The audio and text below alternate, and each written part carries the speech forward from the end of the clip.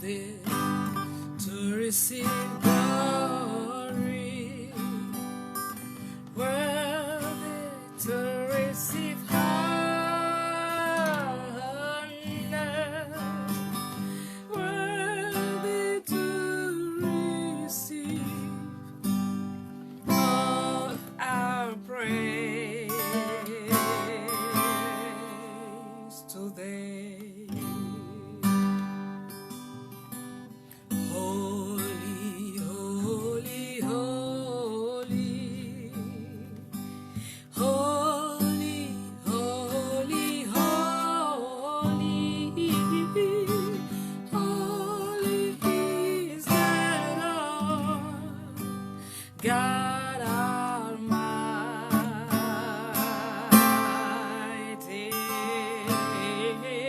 worthy to receive glory, worthy to receive honor, worthy to receive all our praise today. Praise Him, praise Him and lift Him up. We're gonna praise Him. We're gonna praise Him.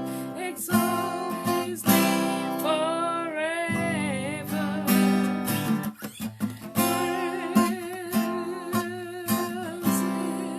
We're gonna praise Him and lift Him up.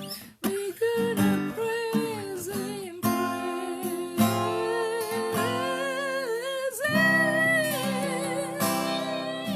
exalt His name forever. Holy, holy, holy, holy, holy, holy, holy is the Lord God Almighty.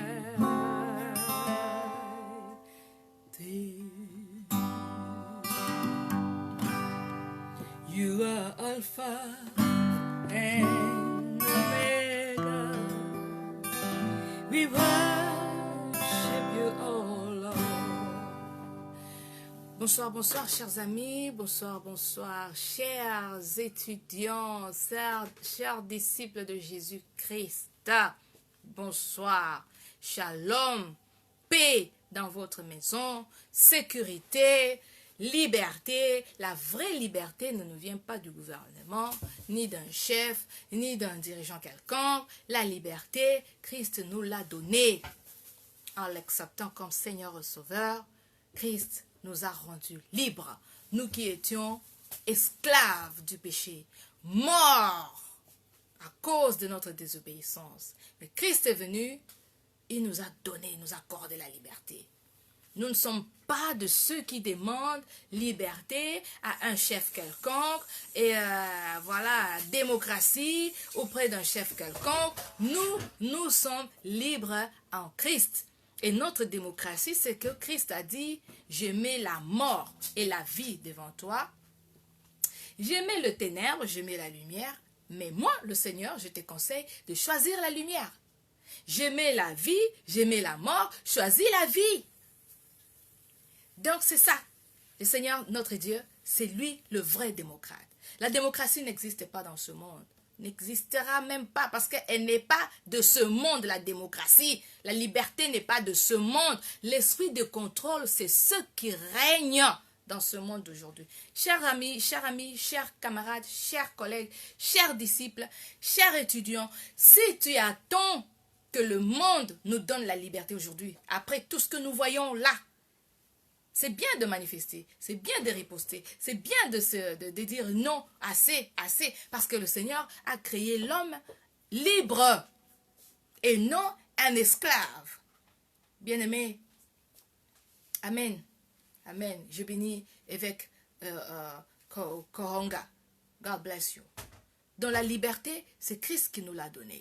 C'est bien de se révolter, mais après tout, retournons au Seigneur qui est le maître, qui nous a donné la liberté, qui nous a donné le libre choix de le choisir. Tu as le choix de dire oui à Jésus ou non. Ben, je n'ai jamais vu un maître comme ça.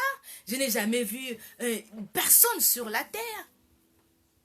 Aujourd'hui, nos leaders, ils veulent que tout ce qu'ils disent, on dise oui, oui, oui, oui. Mais un seul, l'unique qui donne la liberté, c'est Dieu. Dieu ne nous a jamais obligés. Ne nous a jamais dit, faites ça, sinon je vais vous couper les têtes. Non, il dit, tu choisis. Mais je te montre les conséquences. Si tu ne me choisis pas, tu choisis le diable. Voilà les conséquences. Voilà. Mais ce n'est pas dans ce monde que nous allons trouver un homme, une personne comme ça. C'est pourquoi, vraiment, ce moment, j'aime toujours passer un moment. C'est vrai, ma vie, moi je ne parle pas de l'adoration comme un temps ou une période où je dois dire, bon, ce moment, c'est le moment d'adoration. Non, ma vie, c'est une vie d'adoration. Nous avons déjà vu avec vous, l'adoration, c'est un état d'esprit. L'adoration, c'est un mode de vie, c'est un style. L'adoration, c'est vivre permanemment sous la direction de Dieu. C'est se disposer totalement et complètement, se disposer à celui qui a un mot à dire, qui peut te dire aujourd'hui, bouge de là à là, tu obéis instantanément, sans réfléchir, sans demander pourquoi. C'est ça, l'attitude d'un adorateur, c'est l'attitude de soumission. Il y a une différence entre soumission et obéissance. La soumission, c'est une personne qui se met à disposition, c'est-à-dire vivre pour quelqu'un, uniquement pour quelqu'un. Or, l'obéissance, je peux avoir mes affaires à moi, mes occupations à moi, et je trouve un temps pour dire, ok, tu m'as demandé d'aller à tel endroit, te prendre telle chose, et là, j'obéis. Mais la soumission, c'est différent. La soumission, c'est être complètement, totalement disposé, disponible à une personne. C'est ça, la soumission. Et voilà, soumission. C'est-à-dire, je suis la continuation de la main de l'Éternel sur la terre. Je suis en train de suivre la mission que Christ nous a laissée. C'est ça la soumission, c'est-à-dire, je vis que pour lui, pour accomplir ce qu'il m'a demandé. L'obéissance, c'est aussi bien. Mais donc, voilà, bien-aimés. Donc, notre Dieu, c'est un Dieu qui nous donne la liberté, qui nous donne le choix. Ce n'est pas comme ceux qui... Et voilà, si tu ne dis pas ça, je te coupe la tête. Vous comprenez de quoi je parle. Notre Dieu, c'est un homme qui, vraiment, il est libre. C'est un homme libre, libéré. Et il veut, je dis homme comme si je le comparais à un homme. Oui, un homme, c'est un père, donc je le prends comme père. Il est libre, libéré dans son esprit. Et il veut que nous soyons aussi des esprits libres. Donc voilà. Et nous allons finir ce petit cantique d'adoration. Et puis, nous allons continuer. Nous allons continuer dans notre thème d'aujourd'hui. Notre thème d'aujourd'hui, je bénis le Seigneur pour tous les bien-aimés, toutes les bien-aimés qui ont commenté, qui nous envoient leurs commentaires, même en privé, gloire à Dieu, qui nous appellent aussi, gloire à Dieu. Et vraiment, je bénis le Seigneur pour tous vos commentaires. God bless you. Notre thème d'aujourd'hui, c'est le mur de lamentation. Les amis qui vont à Jérusalem pour pleurer devant le mur de lamentation, bien-aimés, c'est une corruption. C'est un complot. C'est une malédiction. C'est une malédiction de faire retourner Christ à la croix. Jésus-Christ n'est plus dans le Jourdain. Jésus-Christ n'est plus dans la tombe, dans le tombeau. Vous qui chantez là, il n'est plus dans le tombeau, il est ressuscité. Voilà, il est ressuscité, mais vous allez visiter la tombe. Moi, je me pose toujours la question, depuis toutes ces années, je me dis, Seigneur, est-ce que ces gens-là, ils vont pour la curiosité, pour la courtoisie, pour dire, je vais voir là où mon maître est mort, ils vont pour le tourisme, ou ils vont pour une mission vraiment spirituelle? Si c'est pour une mission spirituelle, bien-aimé, je veux te dire aujourd'hui, ce n'est pas la peine. Tu perds ton argent, tu perds ton énergie et Dieu n'est pas avec toi. Tu es dans la désobéissance. Nous allons lire, bien-aimé, retournez toujours aux Écritures. Retournez à ce que le Maître nous a recommandé et ce qu'il nous a interdit. Gloire à Dieu, c'est une idolâtrie. Nous allons parler de ça aujourd'hui. Je vais finir ce morceau. Voilà, j'ai donné juste l'introduction. Et voilà, c'est pénible. You are Alpha and Omega. We worship you, oh Lord. You are worthy to be praised. You are Alpha and Omega. We worship you, oh Lord. You are worthy to be praised. We give you glory. We worship you, oh Lord. You are worthy to be praised. Voilà. Que Dieu soit loué. Donc nous sommes en train, chers amis, nous sommes en train de réfléchir. C'est une école, et cette école est intitulée École de connaissance, où nous venons réfléchir, méditer, c'est bien de méditer, mais analyser.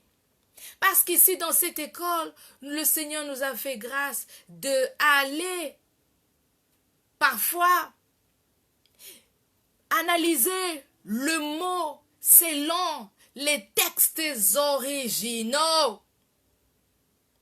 Les textes originaux, nous ne voulons pas aller plus loin, nous sommes dans le grec pour le Nouveau Testament, l'hébreu.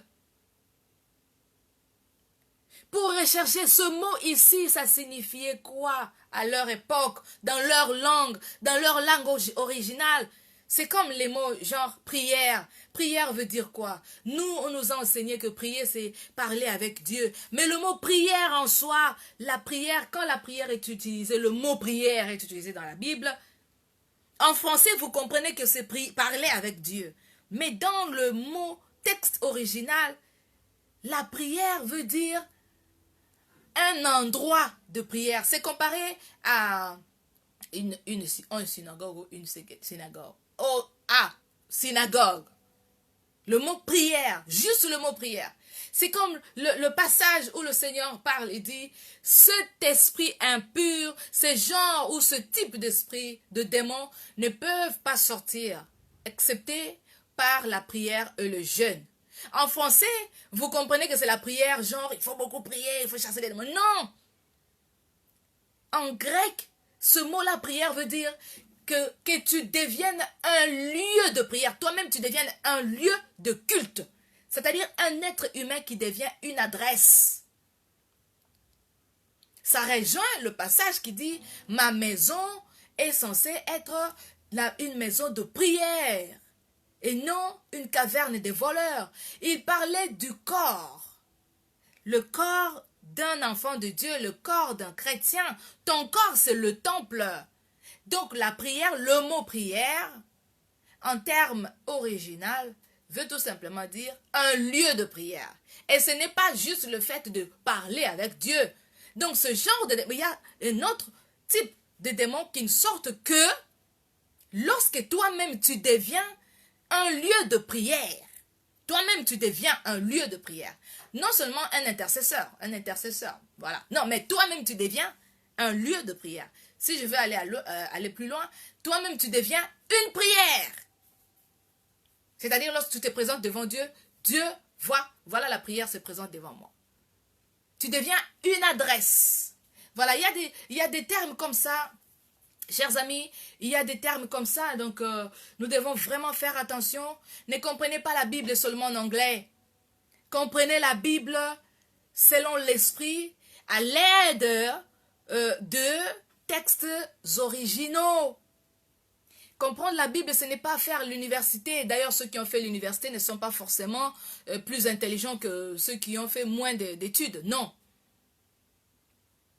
Essayez de faire des recherches. Voilà ce que nous exhortons. Donc, nous avons des termes comme ça, entre autres, lorsque le Seigneur parle de la foi, par exemple, ce n'est pas dans le sujet, mais ça concerne ce que nous allons dire tout à l'heure. Lorsqu'on parle de la foi, selon le sens, selon le texte originaux en grec, la foi veut tout simplement dire une garantie. La foi, c'est un objet. La foi, ce n'est pas abstrait. La foi, à l'époque, quand on parle de foi c'est en français, mais en leur langue pistis, grec, ou araméen, je ne sais pas, mais en grec spécialement, pistis veut dire une garantie, un gage que je te donne. Je dis, je te donne, je prends un stylo, je te donne ce stylo. C'est comme un gage. Quand je vais faire 100 ans là où je vais, je reviendrai pour ce stylo. C'est un gage. C'est ça la foi. La foi, c'est quelque chose que Dieu te donne. Il te communique. Il dit, voilà, tu as ça. Ça, c'est un gage, c'est une garantie pour te rassurer que je reviendrai, pour te rassurer que je vais te guérir, pour te rassurer que tu vas te marier, pour te rassurer que ta vie va être meilleure. Il te donne un gage, une garantie. Et cette garantie-là, c'est quoi? La Bible, elle est grande. Toute la Bible, ce n'est pas l'ensemble des promesses. Il y a des promesses qui sont générales, mais la foi en tant que telle, nous avons besoin de garantie que Dieu me donne à moi. Ce ne sera pas la même garantie qu'il va donner à tel autre. Voilà un peu de choses comme ça, chers amis. Nous sommes arrivés à un niveau où le Seigneur dit dans le livre de Daniel, il dit, ce que tu as vu, scelle ça jusque dans les derniers jours, parce que la connaissance augmentera. Ces derniers jours-là, c'est maintenant. Ces derniers jours-là, c'est maintenant. C'est maintenant là. C'est maintenant parce que Christ revient bientôt. Nous avons tous les signes. Nous avons tous les signes. Et depuis plus de 2000 ans, dans Matthieu 24, nous allons lire, nous revenons à notre thème. C'est l'idolâtrie pour les chrétiens. Le fait d'aller en Israël, spécialement à Jérusalem, pleurer avec des Juifs. Je bénis le Seigneur pour un bien-aimé qui a fait un commentaire tout à l'heure. Il a dit... les Juifs, ils n'ont qu'à faire ça parce que c'est leur culture, c'est leur tradition. Et voilà. Mais la question est, pourquoi alors vous les chrétiens, vous allez pleurer devant le mur de lamentation comme des Juifs qui n'ont pas accepté Christ comme Seigneur et Sauveur? Pourquoi vous allez pleurer avec eux? Et vous prenez le courage d'écrire vos intentions de prière, vos requêtes de prière. Vous écrivez dans des petits papiers et vous allez mettre dans les fentes du mur. Mais nous allons parler de quelques réalités aujourd'hui. Je sais que beaucoup, ils vont avoir des doutes. Beaucoup, ils vont peut-être se fâcher parce que c'est la vérité. Mais it's not about me. It's not about me. It's all about the word of God. C'est la parole de Dieu, ce n'est pas moi. Et ce n'est pas moi qui ai écrit la Bible. Et pour ceux qui ont fait ça, bien aimés, vous devez vous repentir. Et ceux qui continuent à penser aller en Jérusalem, bon, avec le Covid, ça freinait un peu. Mais si vous aviez la pensée d'aller en Jérusalem, à Jérusalem, pour aller pleurnicher, vous lamenter devant le mur, sachez que, et vous, et ceux qui se prosternent devant les idoles, vous êtes tous pareils. Donc le Jésus que vous avez reçu n'est pas le Jésus vrai. Vous êtes en train de mentir. Vous êtes en train de mentir et à vous-même et à ceux qui vous écoutent. Je parle de tout le monde. Hein. Je ne dis pas tel, je ne pointe pas du doigt. Tout celui qui a accepté Christ Jésus comme Seigneur et Sauveur, et qui dépense son argent pour aller pleurer, laisser ses requêtes de prière dans les fentes du mur de lamentation, c'est une malédiction à haut niveau. Pourquoi? Parce que vous êtes en train de crucifier Christ 2 fois. Christ est mort, il est ressuscité. Christ n'est plus à Jérusalem. Il n'est plus dans le Jourdain. Il est là avec toi. Si tu crois en lui, si tu l'as accepté en réalité comme Seigneur et Sauveur, il est là avec toi. Oh, God help me. Bien-aimé, tu as dépensé ton argent. Tu as été influencé peut-être par une église ou par des serviteurs, quelque part, des servantes. Allons-y en Israël. Allons-y faire des prières. Et, oh my goodness, God help me. J'aimerais qu'on lise. Le Seigneur a rencontré une femme qu'on appelle une femme samaritaine un jour. Et ils parlaient, ils discutaient, ils sont entrés dans la discussion de... Et voilà, toi tu crois que vous les Juifs, le salut, c'est vous qui... mais voilà, c'est vous qui apportez le salut et tout. D'ailleurs, nous, nos pères, ça c'est la femme qui parle à Jésus. Jésus dit quoi? Dans Jean, nous sommes dans le livre de Jean. Évangile selon Jean. Le Seigneur dit, femme, je te l'ai dit, en vérité, l'heure est venue, et elle est déjà venue, où les vrais adorateurs, où ça ne sera ni sur cette montagne, ni en Jérusalem, que les gens vont aller, excusez mon français, hein, j'interprète de ma façon, et je cite de ma façon, où les gens vont aller adorer Dieu. Mais l'heure, elle est déjà venue où les vrais adorateurs adoreront le Père en esprit et en vérité. Bien-aimés, vous contredisez la parole de Dieu.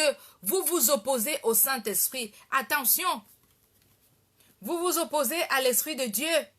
Parce que le Seigneur lui-même dit, ça ne sera pas. Cette femme, c'était une femme religieuse. C'est-à-dire, elle est attachée aux traditions. Les traditions qui ne sauvent pas. Les traditions qui n'apportent rien. Qui n'apportent pas le salut. Voilà. Je vais lire. Jean 4. J'espère que nous avons nos Bibles. Jean 4, à partir du verset... À partir du verset 4.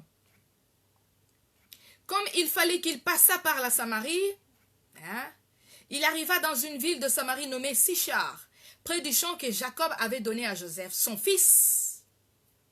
Là se trouvait le puits de Jacob. Jésus, étant fatigué du voyage, était assis au bord du puits. C'était environ la 6e heure. La 6e heure, c'est pas à 6 heures du matin, c'est la 12e heure selon les orientaux. Donc, une femme de Samarie vint puiser de l'eau. Jésus lui dit, donne-moi à boire. Car ses disciples étaient allés à la ville pour acheter des vivres. Des vivres, c'est-à-dire à manger, des nourritures. La femme samaritaine lui dit, comment toi qui es juif? Ah, ça commence. Comment toi tu es de Marseille, tu me demandes, moi qui suis parisienne. Me demandes-tu à boire à moi qui suis une femme samaritaine? Les Juifs, en effet, n'ont pas de relation avec les Samaritains. Et voilà. Jésus lui répondit, si tu connaissais le don de Dieu, et qui est celui qui te dit donne-moi à boire, tu lui aurais toi-même demandé à boire et il t'aurait donné de l'eau vive. Là, le Seigneur est en train de l'attirer pour lui dire ce que nous allons partager aujourd'hui, bien-aimés. Le Seigneur est en train d'attirer son attention pour que cette femme devienne curieuse pour dire finalement, je suis fatiguée aussi de venir puiser ici chaque fois. J'ai besoin de cette eau-là. Et finalement, le Seigneur a réussi. Et ben voilà. Je vais au verset 16.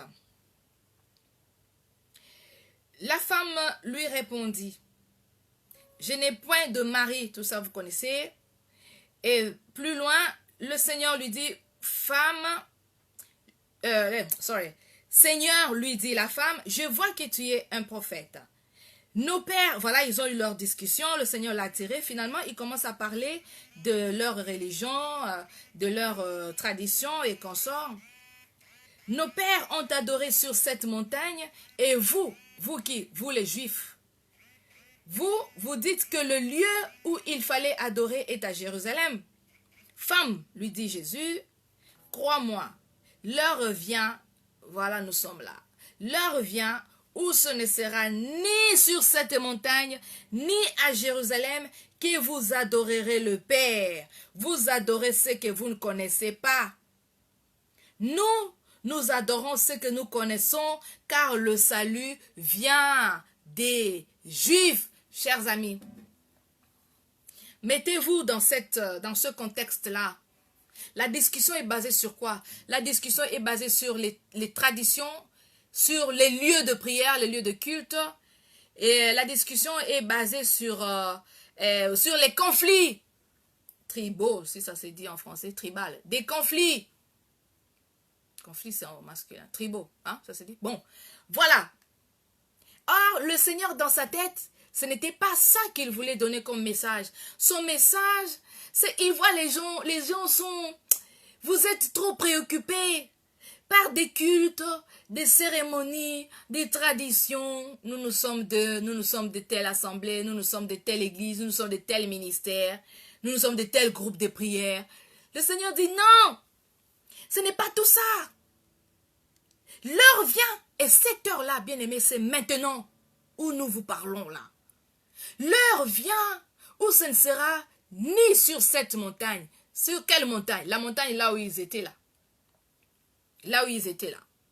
Ni à Jérusalem, bien-aimé. Mais Jérusalem est cité. Les questions que nous avons posées aujourd'hui. Pourquoi vous voulez faire croire aux gens que Jérusalem c'est la terre sainte?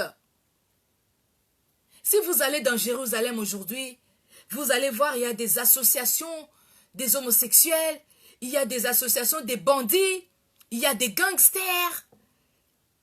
Israël aujourd'hui, ce n'est pas la terre promise là. Ce n'est pas la terre promise là. Il y a tous les péchés que parfois vous ne pouvez même pas vous imaginer. Une autre question que nous nous sommes posées aujourd'hui. Pourquoi vous faites croire aux gens que se faire baptiser dans Jourdain ajouterait quelque chose sur votre croyance ou votre foi?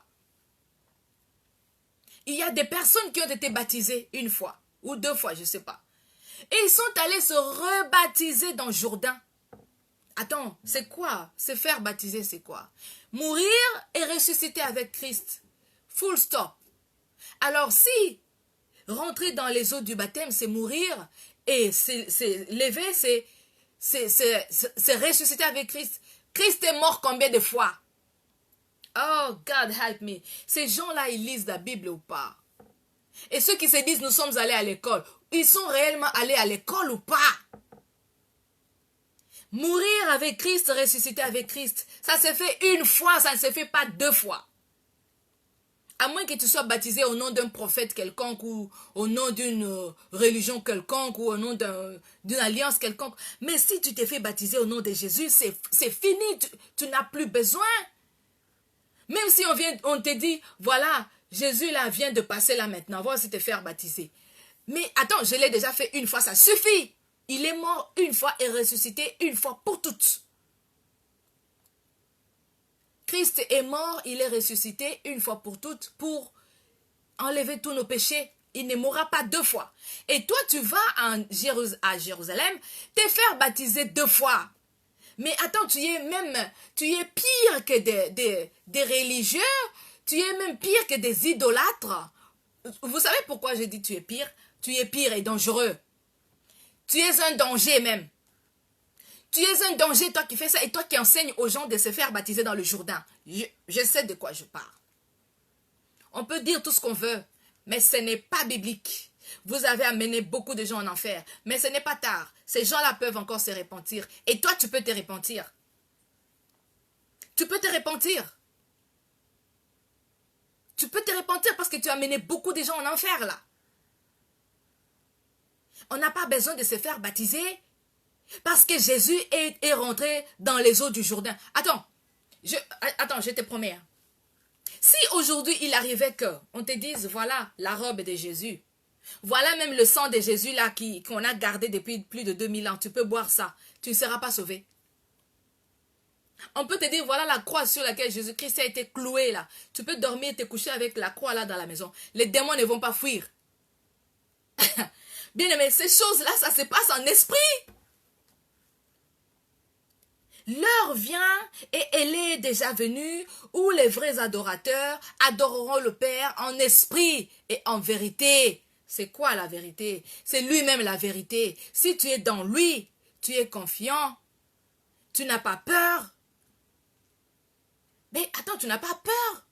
Tu n'as pas besoin de voir Jésus avec ses robes en train de briller pour que tu crois réellement qu'il est avec toi. Sinon, ça ne sera plus la foi.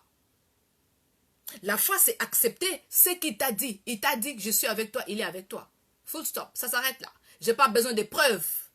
Je n'ai pas besoin de sentir comme nous avons l'habitude de dire « Ah, je sens l'onction. Ah, je sens l'Esprit de Dieu est là. » Oh là là là là là là. Bien-aimés, nous sommes perdus. Nous sommes perdus, nous devons revenir. Jésus est là où il est, là où il a été. Il est toujours là. C'est nous qui sommes perdus. L'heure est venue, elle est déjà venue, où les vrais adorateurs adoreront le Père en esprit et en vérité. La vérité, c'est lui. Ce n'est pas Jérusalem. Vous devez arrêter ça tout de suite. Vous devez arrêter ça. Et c'est lui qui avait déjà fait un projet d'aller en Israël, en Jérusalem. Et voilà, je vais visiter la tombe de Jésus. Oui, vas-y, par curiosité. Mais si tu vas pensant que ta foi va grandir, parce que tu as touché. D'ailleurs, pour ton information, la tombe de Jésus que vous allez visiter là, vous rentrez même dedans, vous dites oui, c'est la tombe de... Sache que c'est une tombe montée. Elle a été fabriquée. Juste ce matin, nous avons parlé, c'est pour s'attirer de l'argent. Le ministère de tourisme, art et culture, ils sont en train de manger sur vos têtes. Ce n'est pas la tombe ou le tombeau de Jésus, là vous êtes entrés là. On vous a menti et vous vous mentez vous-même. Et vous vous mentez vous-même et vous mentez aussi au petit peuple. Ce n'est pas la vraie tombe de Jésus. Deuxièmement, pour parler du mur de lamentation. Ce matin, nous avons publié le mur de lamentation. C'est une fausse réalité. Ce n'est qu'un mensonge. C'est la fiction.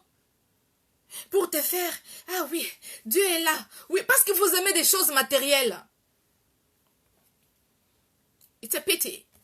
Vous aimez les choses matérielles. Voilà pourquoi on vous attrape comme ça facilement. Des fanatiques.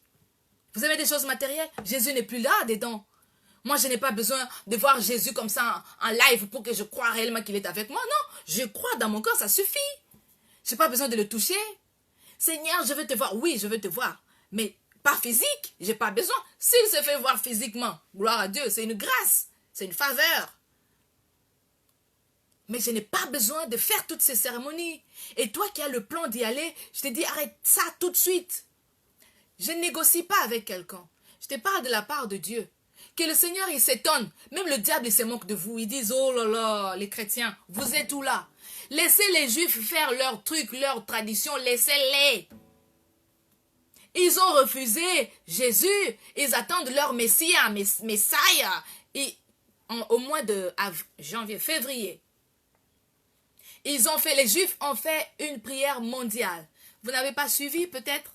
Vous n'avez pas suivi parce que vous êtes dans le fanatisme. Ils se sont consultés par Internet, par les réseaux sociaux. Tous les Juifs du monde entier, jusqu'en Afrique du Sud, en Inde, quand on dit monde entier, c'est monde entier. Ils ont dit prions pour inviter, pour précipiter l'arrivée du Messie. De quel Messie les Juifs y parlent? Mais c'est que de l'Antéchrist. C'est lui l'homme de péché qui va, soi-disant, donner la paix au Moyen-Orient. C'est l'Antéchrist. C'est pas Jésus. Jésus est mort et ressuscité une fois. Si tu l'acceptes aujourd'hui, tu es sauvé. Tu n'attends pas le deuxième Messie. Tu crois que si tu n'as pas accepté aujourd'hui, qu'est-ce qui va te rassurer que quand le Messie là va venir, tu vas accepter? Qu'est-ce qui te rassure? Parce qu'aujourd'hui, tu refuses. Chers amis, c'est terrible. C'est terrible, c'est pénible de voir toutes ces comédies-là. Pour ton information ou ton rappel, pour ceux qui connaissent, vous savez bien que Jérusalem a été brûlée il y a eu invasion de l'armée romaine en l'an 70, l'an 70. Qu'est-ce qui est arrivé? Pourquoi vous ne parlez pas de ces choses dans les églises? Pour que le peuple de Dieu connaisse au moins la vérité. Quoi? Oh, my. Dites au moins la vérité au peuple de Dieu. Dites-leur la vérité, comme ça ils seront libres. Vous connaîtrez la vérité et la vérité vous rendra libre, vous affranchira. En l'an 70, ça, permettez-moi, je vais lire. God help us. Hein. Matthieu, c'est dans Matthieu 24. Hein. Vous aimez bien Matthieu 24 pour parler des signes des temps, mais vous oubliez une chose. À partir du premier verset, comme Jésus s'en allait au sortir du temple, ses disciples s'approchèrent pour lui en faire remarquer les constructions. Waouh! Vous qui aimez les temples, vous qui aimez les églises, 4 murs, c'est bien, nous tous nous avons des églises. Mais ce n'est pas ça la finalité. Ce n'est pas ça la finalité. Nous avons vu au début de notre message à l'introduction que lorsque la Bible parle de la prière, concernant le verset qui parle de ce type de démon et sort qui parle la prière et le jeûne, Jésus parlait de moi. Mon corps doit devenir une prière, c'est-à-dire un lieu de prière, comme une synagogue. Comme une synagogue. Voilà. Et là, les disciples...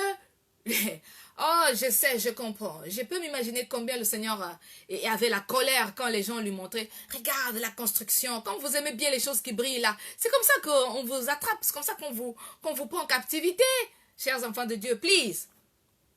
Mais il leur dit, voyez-vous tout cela? Voyez-vous là, voyez. Je vous le dis en vérité. Il ne restera pas ici pierre sur pierre qui ne soit renversée. Cette parole, c'est une parole de malédiction. Le temple a été maudit. Vous qui pensez que le temple, même si on avait encore le temple aujourd'hui, moi je crois que ça aurait attiré tout le monde. Les paralytiques, les malades, les gens de Covid, ils seraient allés là-bas. Prier dans le temple de Salomon qui a été refait par cet empereur romain, c'est qui encore Hérode, je crois Hérode. Hérode, il a refait, il a encore l'agrandi et tout. Mais en l'an 70 après le départ de Jésus-Christ, les Romains, les mêmes Romains qui ont réfectionné le temple, ils sont rentrés, ils ont détruit. Bien-aimés, la Bible dit quoi? Tout a été brûlé. Et comme le Seigneur l'a dit, il n'est pas resté pierre sur pierre. Maintenant, on vous montre que voilà, il y a le mur de lamentation. Les gens doivent aller pleurer. Pourquoi? Parce que Salomon avait dit, Seigneur, ô Éternel, nous voulons ta présence, que lorsque ton peuple partout il sera emmené en captivité, lorsqu'il priera la tête ou son visage tourné vers le temple, exauce-le. Bien-aimé, il est où le temple aujourd'hui? Le Seigneur l'a maudit. Matthieu 24, verset 2. Mais il leur dit, voyez-vous tout cela, je vous le dis en vérité, il ne restera pas ici pierre sur pierre qui ne sera renversé. Bien-aimé, tout a été renversé. Le mur de lamentation n'existe pas. Ça, c'est des faussetés. C'est un mur reconstruit à la manière antique. Pourquoi? C'est pour juste... Parce que vous aimez des choses qui brillent. Nous le disons encore, nous répétons. Vous aimez des choses qui brillent. Tu veux voir un Jésus avec des longs cheveux, avec des yeux bleus. Tu veux voir un Dieu le Père avec des cheveux tout blancs, avec une grosse barbe. C'est ce que vous aimez voir. Alors on vous donne ce que vous voulez. On vous donne ce que vous voulez. Mais c'est de l'idolâtrie. À haut cadre, à haut niveau. N'y allez pas. N'y allez pas, je t'interdis tout de suite. Pas demain. Si tu avais ces pensées-là, sors ces pensées de ta tête, c'est l'idolâtrie. Le Seigneur a dit, il n'y aura pas ici pierre sur pierre. Tout a été renversé et le reste, c'était comme au temps de... Vous vous rappelez à l'époque de Néhémie, Esdras et consorts, Zorobabel.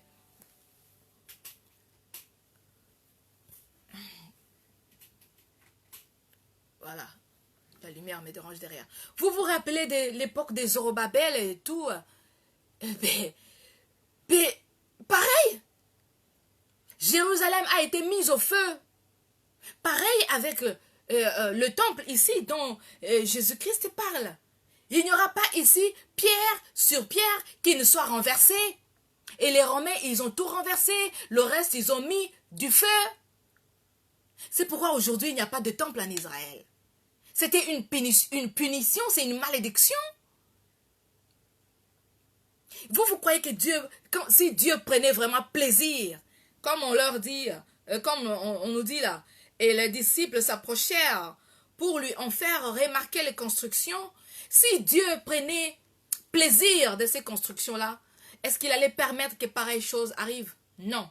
Pourquoi il a fait? Parce que, les hommes adorent ce qui brille, les hommes adorent ce qu'ils voient, les hommes adorent les temples plus que le maître du temple. C'est pourquoi il y avait une question, même le Seigneur a posée. Entre l'or qui est sur l'autel et l'autel, qu'est-ce qui est le plus important? Vous-même répondez.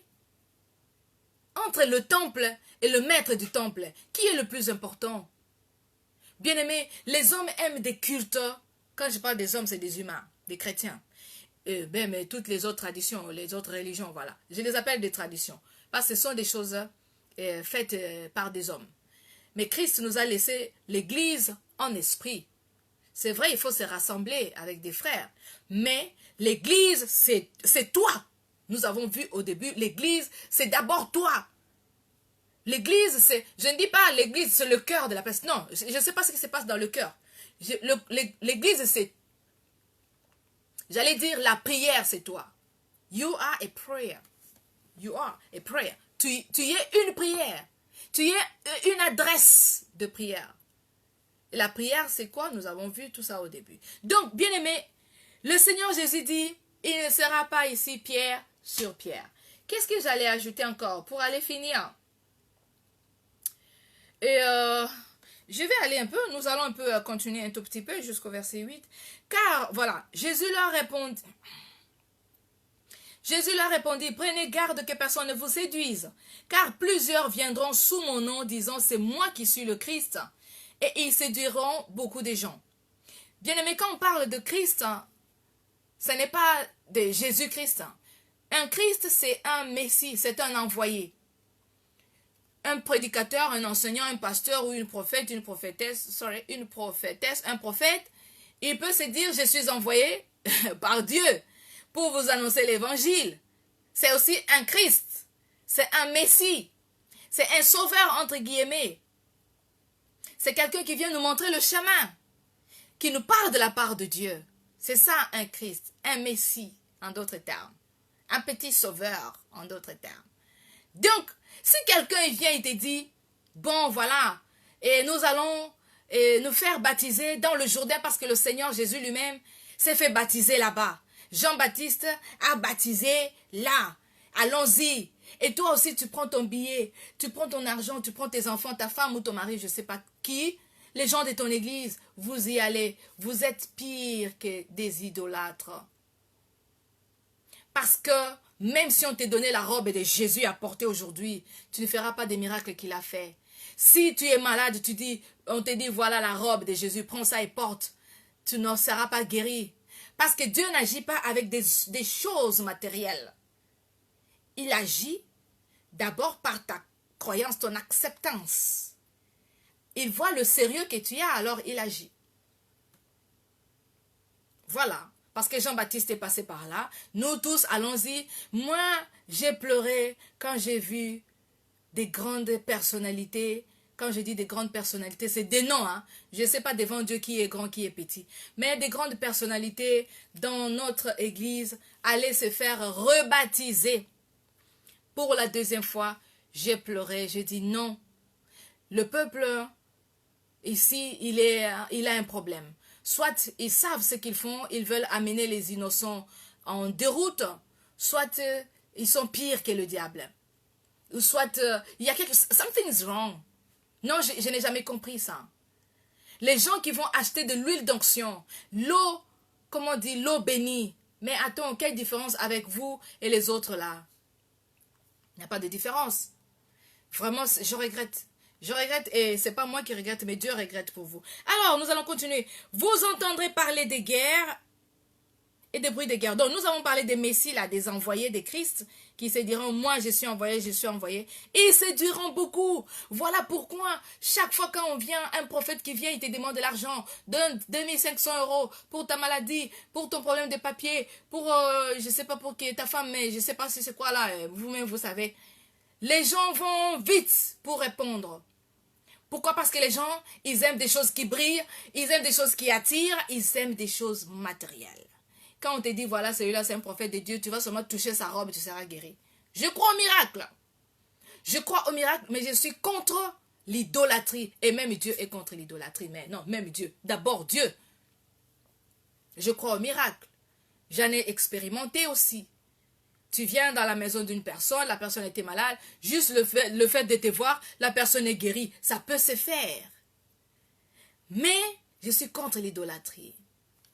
Yeah. Vous ne pouvez pas mettre Dieu dans un box. Dire, ben voilà, voilà parce que les choses se sont faites comme ça, et moi aussi, et parce que tout le monde fait ça. Mais vous faites ça parce que tout le monde fait. Toi, tu n'avais pas la révélation d'aller en Jérusalem ou à Jérusalem. C'est parce que tout le monde est allé, c'est alors que tu es parti. Est-ce que dans la Bible, il est écrit comme ça? Mais déjà, le Seigneur dit à cette femme samaritaine, l'heure vient, elle est déjà venue, où ça ne sera ni sur cette montagne, ni à Jérusalem, que les gens vont adorer Dieu. Dieu cherche les vrais adorateurs qui adorent Dieu en esprit et en vérité. Où est-ce que tu as appris ça? C'est parce que quelqu'un t'a dit, allons-y, allons visiter la tombe de Jésus. Mais ce n'est pas la tombe de Jésus, tu es déçu. Tu es déçu. Tu as été séduit, séduite. Tu as dépensé ton argent pour rien. Donc voilà, je vais m'arrêter au verset 8. 7 et 8. Une nation s'élèvera contre une autre nation, un royaume contre un royaume, et il y aura dans divers lieux des famines et des tremblements de terre. Comme nous le voyons aujourd'hui, c'est trop. Tout cela ne sera que le commencement des douleurs. Chers amis, j'ai reçu des commentaires d'un bien-aimé un jour, après avoir voir tout ce que nous voyons là, le bien-aimé dit, ah, c'est le début de commencement. Chers amis, tu es en retard. Laisse-moi te dire, tu es en retard. Parce que lorsque le Seigneur parlait de Matthieu 24 là, ça fait plus de 2000 ans. Hey, ça fait plus de 2000 ans. Ça fait plus. Ouais, 2021. Bon, Jésus est mort à 30 ans. Oui, bon voilà. À peu près, hein, 2000 ans. 2021. 2000. 1990, quelques d'années. Quand le Seigneur parlait, ça fait, disons, 2000 ans que c'est passé, cette prophétie-là s'est passée. 2000 ans après, toi, tu continues à me dire que non, c'est le début du commencement. Mais c'est faux. Le début des douleurs, c'est lorsque le maître parlait. C'est pas 2000 ans après. 2000 ans après, c'est une autre génération. Notre génération, maintenant, nous expérimentons ces choses maintenant. Mais les guerres et les bruits de guerre, c'est arrivé depuis. Ça a été depuis les tremblements de terre. À l'époque, il y avait aussi des tremblements de terre. Hein. Il y avait des tsunamis aussi à leur époque. Hein. Mais pour nous, aujourd'hui, ce n'est pas le début du commencement, comme si ça vient de commencer aujourd'hui. Non. D'ailleurs, la Bible dit quoi? Cette génération ne passera pas sans que tout cela n'arrive. Donc, vous qui donnez toujours des promesses aux enfants de Dieu qui disent, ah non, ce n'est pas encore la fin, ah non, on a encore le temps. Ok, vous avez encore le temps de enjoy, comme les Anglais disent. Vous avez encore le temps de profiter de la vie. Gloire à Dieu. Profitez. Profitez. Profitez. Mais, ce jour-là, ne restez pas comme des vierges folles. Des vierges folles, quand on parle de vierges dans la Bible, c'est des enfants de Dieu. Sauf que dans le groupe des enfants de Dieu, il y a des folles, vierges bien sûr, il y a aussi des sages. Les sages, c'est des filles qui gardent leur huile suffisante. Parce que la Bible dit quoi? Pour le proverbe, proverbe, c'est un proverbe? Oui, parabole, sorry.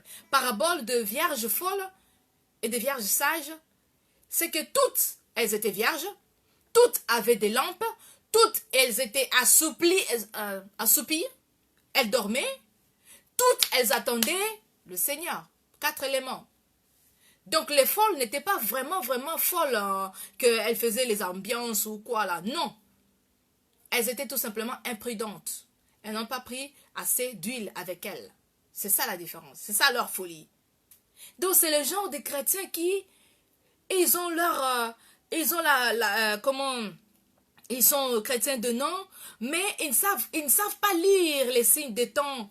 Ils ne savent pas repérer que bon, on est à telle période, on est à telle période. Maintenant, quelle sorte de prédication nous devons donner aux enfants de Dieu? Quelle sorte? Moi, je suis vraiment déçue.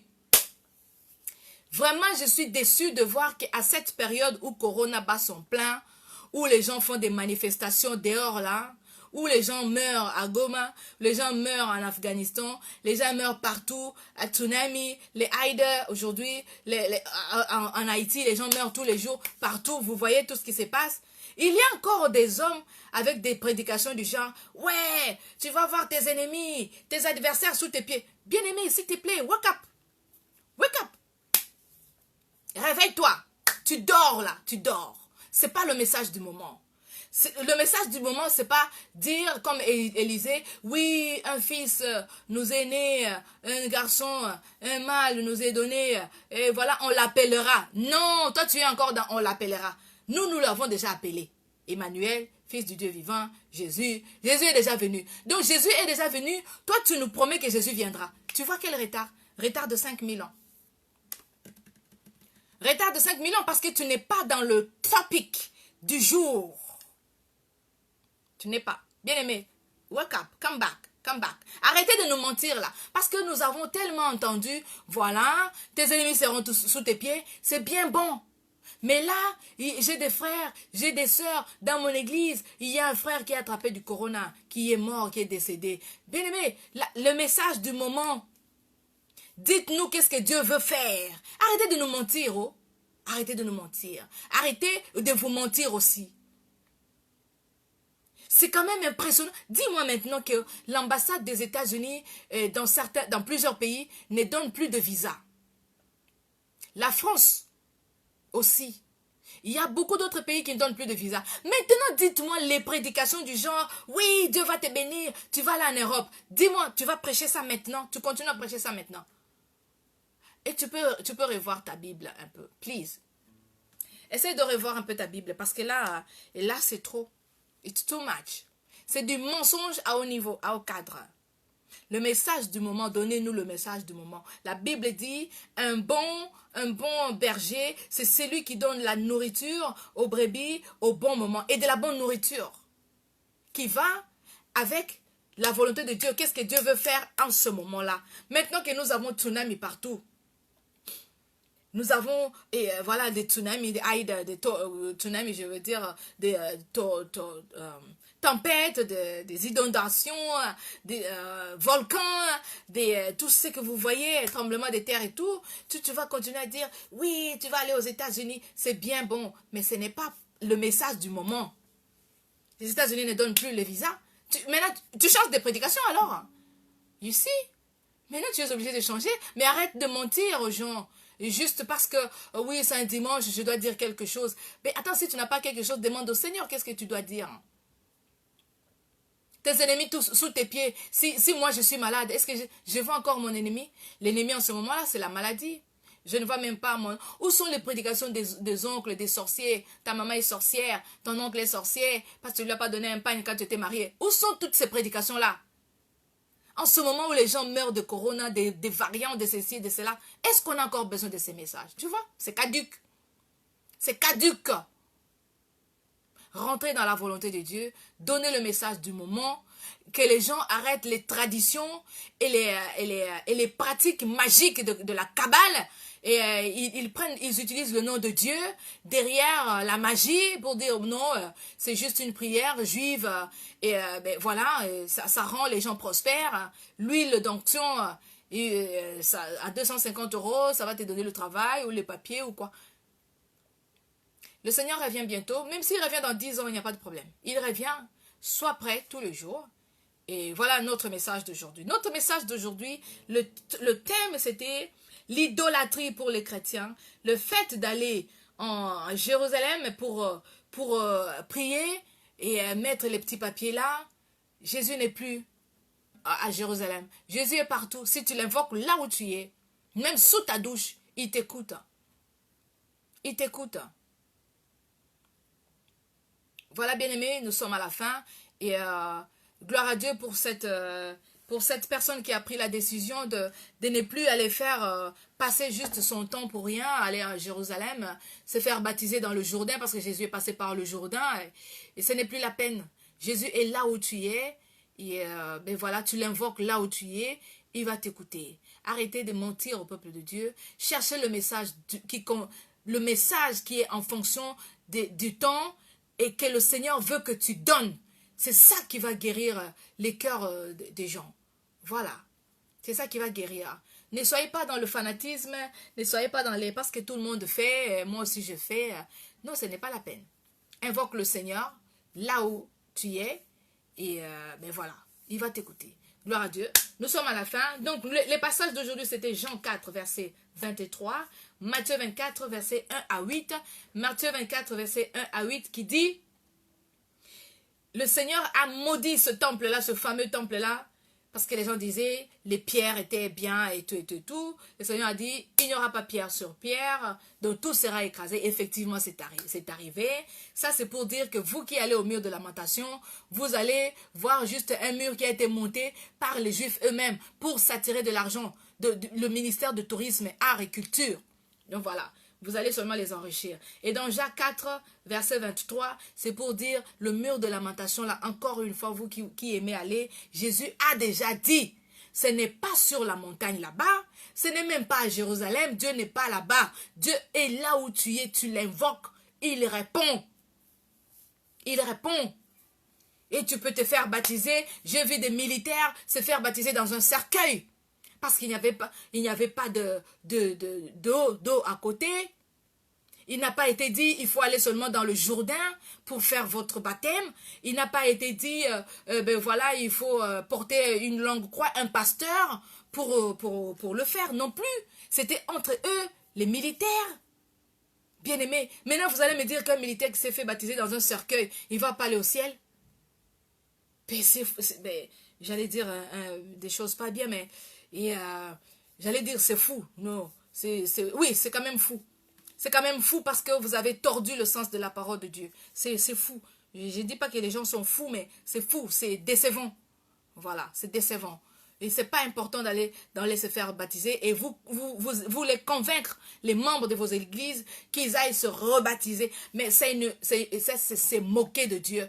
Christ est mort et ressuscité une fois pour toutes. Pas besoin de le faire 2 fois. Et retenez bien, même si on te donnait la robe de Jésus pour porter, tu ne feras pas les miracles qu'il a fait. Et si on te fait boire son sang, d'ailleurs tu vas attraper des infections. Et le sang de Jésus, c'est un esprit. Ce n'est pas les choses matérielles. Voilà. Vous imaginez les militaires qui ont cloué Jésus là, ils sont sauvés parce qu'ils ont touché son corps, ou parce que parfois il y avait un peu le sang qui les prenait là, et ça va les purifier. Non, c'est pas ça. C'est pas ça. Tout, c'est un esprit, please. Donc voilà, chers amis, je vous salue tous. Je souhaite que le Seigneur illumine les yeux de vos cœurs et que le Seigneur vous aide à comprendre, partagez cette vidéo. Merci pour vos commentaires, c'est toujours les bienvenus. Merci pour les appels des amis. Merci. Chacun donne son avis et ça nous aide à avancer. Comme le bien-aimé qui nous a dit aujourd'hui, les Juifs, ils peuvent le faire parce que c'est eux. Mais les chrétiens, qu'est-ce que vous avez à faire là-bas? Qu'est-ce que vous avez à faire là-bas? Laissez-les faire. Vous avez la parole de Dieu, ça suffit. Vous n'avez pas besoin de faire des traditions, des pratiques bizarres. Vous n'avez pas besoin. Que le Seigneur vous bénisse. Passez des bonnes soirées chez vous. Merci beaucoup, Apo. God bless you. Merci, Pasteur Daclo. Merci d'être là. Que le Seigneur vous accompagne dans vos maisons jusqu'à la prochaine fois. Ciao, ciao. God bless you.